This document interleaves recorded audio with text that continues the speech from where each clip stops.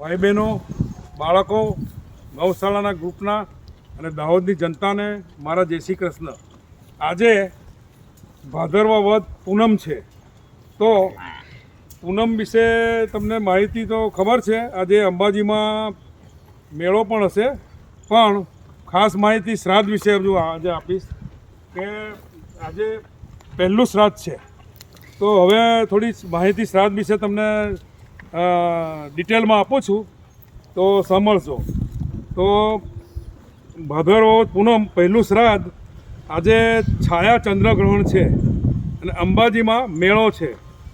કોઈની મૃત્યુ તિથિ હોય, યાદ ના હોય, તો આજે કોઈપણ ઘરના વડીલ, સ્ત્રીઓ, બાળકો માટેનું તર્પણ વિધિ કરવાથી પિતૃઓ શાંત થાય છે અને આજે સંન્યાસીઓના ચાતુર્માસ પૂરા થાય છે. હવે આઠમનું શ્રાદ્ધ વિશે વાત કરીશ.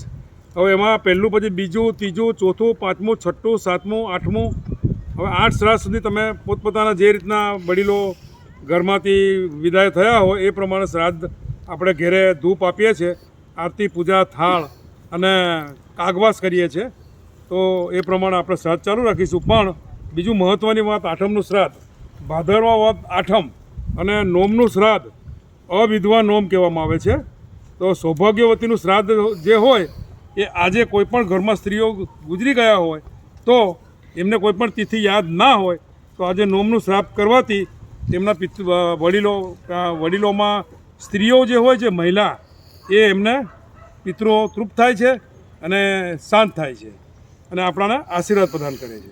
પછી આગળ ભાદરવા વદ 11 ઇન્દિરા એકાદશી છે. ત્યારે પણ આપણે બ્રાહ્મણોને દાન પણ કરીએ જ છીએ અને ગાયોને પણ શ્રાદ્ધની અંદર તમે ગાયોને ઘાસ ખવડાવો અને જાતે આવી અને જે તિથિ હોય એ પ્રમાણે તમે આવી અને ગાયોને ઘાસ ખવડાવી શકો છો. અને બીજું હવે આગળ વાત કરું તો બારસ એટલે રેટિયા બારસ કહેવામાં આવે છે. તો રેટિયા બારસની અંદર એનું શ્રાદ્ધ સંન્યાસીઓ માટે શ્રાદ્ધ કરવામાં આવે છે. મઘા શ્રાદ્ધ કહેવાથી એને મૃગા શ્રાદ્ધ કહેવાય છે. ભાદરવા વદ 13 નાના બાળકો જે ગુજરી ગયા હોય એના માટે કોઈ પણ તિથિ યાદ ના હોય તો ભાદરવા 13ના દિવસે એનું બાળકોનું શ્રાદ્ધ તર્પણ કરવાથી એ લોકોને શાંતિ મળે છે. પછી ભાદરવા વદ 14 જે લોકો અસ્ત્ર, શસ્ત્ર અને અકસ્માતથી મૃત્યુ પામ્યા હોય એમના માટે જો આપણે 14નું શ્રાદ્ધ કરીએ તો એમને ભૂત યોનિમાંથી મુક્તિ મળે છે અને સારી જગ્યાએ એમને મોક્ષ મળે છે અથવા બીજો સારો મનુષ્ય અવતાર મળે છે. હવે ત્રીજું, અમાવસનું શ્રાદ્ધ એટલે છેલ્લું શ્રાદ્ધ કહેવાય.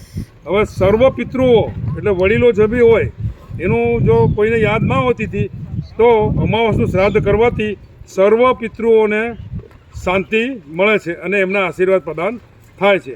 તો હવે આ બધી આપણે શ્રાદ્ધ વિશેની માહિતી આપી દીધી છે મેં. હવે બીજું, અમાવસનું શ્રાદ્ધ છે તે દિવસે ગાંધી જયંતિ છે અને લાલ બહાદુર શાસ્ત્રીની જન્મજયંતિ પણ છે. હવે આ જે કાયમ હું યુટ્યુબ પર વિડીયો જાહેર કરું છું તો એમાં જે વિડીયોગ્રાફી કરનાર ભાઈ છે એ મારા ફ્રેન્ડ છે હર્ષદ ભગત, એનો સન સાર્થક ભગત. એ કાયમ વિડીયો મારી સારી ઉતારે છે અને જ્યારે હું અપલોડ કરું છું તો લોકો એમને ફોલો પણ કરે છે. અને ના કરતા હોય તો મારી નમ્ર વિનંતી છે કે તમે ફીડબેક આપજો, ફોલો કરજો, સબસ્ક્રાઈબ કરજો અને જે ડિસ્ક્રિપ્શનની અંદર તમે લખજો કે જય ગૌ માતા, જય ગોપાલ. હવે આજે પૂનમનું શ્રાદ્ધ છે તો બધા આ રીતે શ્રાદ્ધ કરજો અને જે મેં શ્રાદ્ધની માહિતી બધી આપી છે એ પ્રમાણે બધા શ્રાદ્ધ કરો. ઘરે તો કરશો જ તમે શ્રાદ્ધ, કાગવાસ પણ કરશો, બ્રાહ્મણોને પણ દાન કરશો. પણ આ લક્ષ્મીનારાયણ ગૌશાળામાં જે 100 ગાયો છે તો 100 ગાયો કોઈ દૂધ આપતી નથી. હું વારંવાર વિડીયોમાં કહું છું.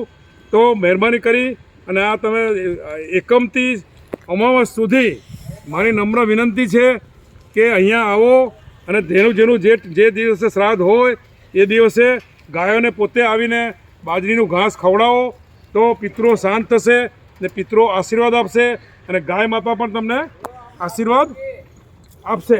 એટલે હવે આ વિડીયો મારો લાંબો થાય અને એટલા માટે હું હવે આ વિડીયોને પૂરો કરું છું.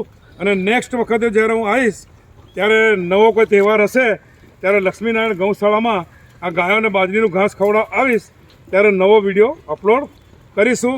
આ મારો વિડીયો છે યુટ્યુબ પર, એને કમસે કમ ફોલો સબસ્ક્રાઈબ કરજો, લાઈક કરજો અને બધાને મારા જય ગૌ માતા, જય ગોપાલ, જય શ્રી કૃષ્ણ.